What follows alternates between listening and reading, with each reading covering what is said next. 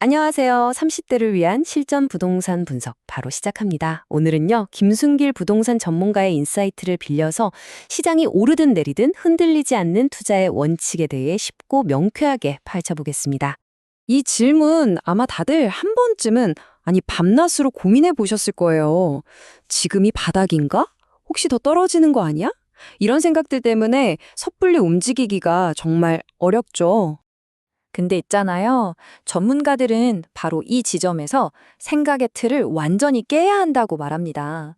가장 중요한 질문은 언제 사느냐, 이게 아니라 어떻게 투자할 거냐, 바로 이겁니다. 타이밍보다 훨씬 더 중요한 그 불변의 원칙에 대해서 지금부터 이야기 나눠보죠.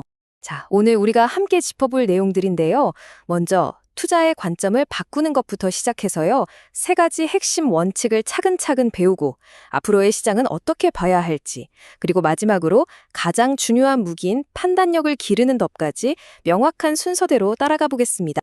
그러니까 제일 먼저 해야 할 일은 이 생각부터 바꾸는 거예요. 언제 오를까, 언제 내릴까? 이런 단기 예측 말고요.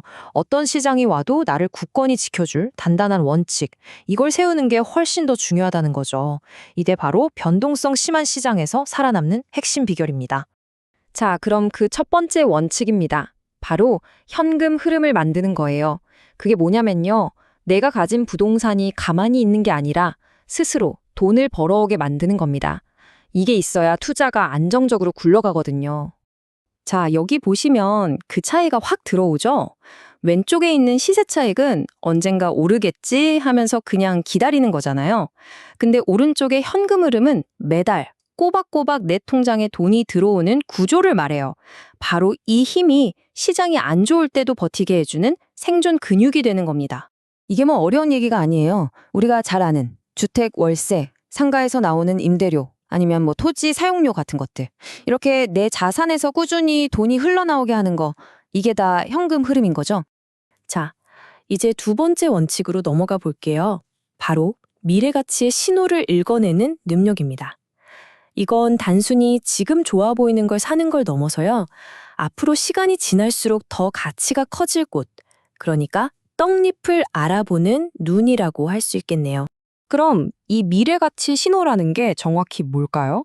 쉽게 말해서 정부 정책이나 새로운 도시 계획, 또 인구가 어떻게 움직이는지 이런 큰 그림 속에서 이 지역은 앞으로 좋아지겠구나 하는 잠재력을 찾아내는 거죠.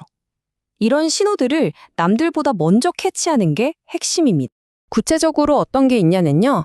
예를 들어서 새로운 지하철 노선이 생긴다거나 대규모 개발 계획이 발표된다거나 아니면 큰 회사가 우리 동네로 이사 온다 이런 것들이에요.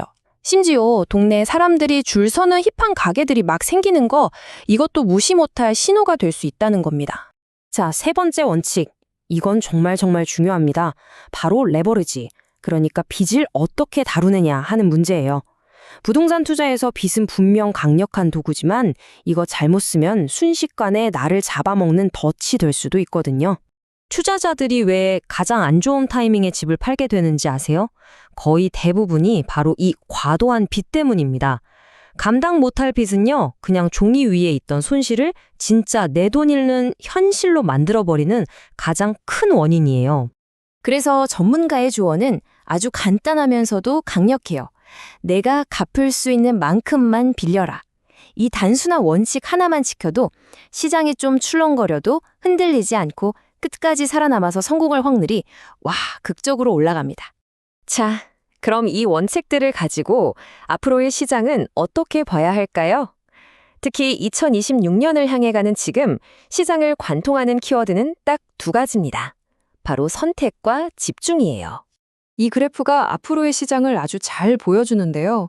바로 양극화 현상입니다. 뭐냐면 사람들이 몰리는 좋은 지역은 계속해서 가치가 오르는데 그렇지 않은 곳들은 회복이 더디거나 오히려 그대로 멈춰버릴 거라는 거죠. 이런 시장에서는 예전처럼 아무거나 사두면 언젠간 오르겠지 하는 생각, 이거 절대 안 통합니다. 이제는 넓게 여기저기 투자하는 것보다 진짜 똘똘한 한 채를 찾기 위해 깊게 파고들어서 거기에 딱 집중하는 전략이 필요하다는 뜻입니다. 자, 이제 마지막 이야기입니다. 어쩌면 오늘 내용 중에 가장 중요할 수도 있겠네요. 정보가 정말 홍수처럼 쏟아지는 이 시대에 진짜 실력의 차이를 만드는 건 정보의 양이 아니에요. 그걸 꿰뚫어보는 힘, 바로 판단력입니다. 요즘 보세요. 유튜브, 온갖 커뮤니티, 심지어는 AI까지 우리한테 정보를 막 던져주잖아요. 근데 접근하기 쉬워진 만큼 그 정보의 퀄리티는 글쎄요, 정말 천차만별이죠. 그래서 이제는 정보를 그냥 받아들이는 게 아니라 옥석을 가려내는 능력이 그 어느 때보다 중요해진 겁니다. 이 말을 꼭 기억하셨으면 좋겠어요. 우리는 정보 수집가가 아니라 정보 해석가가 되어야 한다. 단기적인 뉴스에 일희일비하는 대신에요. 정책이나 인구, 산업 같은 큰 구조의 변화를 읽어내야만 진짜 기회를 잡을 수 있다는 거죠. 자, 오늘 이야기한 모든 걸 한번 정리해 볼까요? 결국 우리가 부동산을 사는 목적은 크게 이 세 가지로 나눌 수 있어요. 첫째, 내가 편안하게 살 집, 즉 거주용. 둘째, 월세처럼 꼬박꼬박 돈이 들어오는 수익형. 그리고 셋째, 미래가치 상승을 노리는 투자형. 내가 지금 뭘 원하는지 이 목적부터 명확히 하는 게 모든 투자의 첫 단추입니다. 자, 이제 이 질문을 여러분께 드리고 싶습니다. 여러분이 다음에 장만할 부동산은 이 셋 중에 어떤 목적을 갖게 될까요?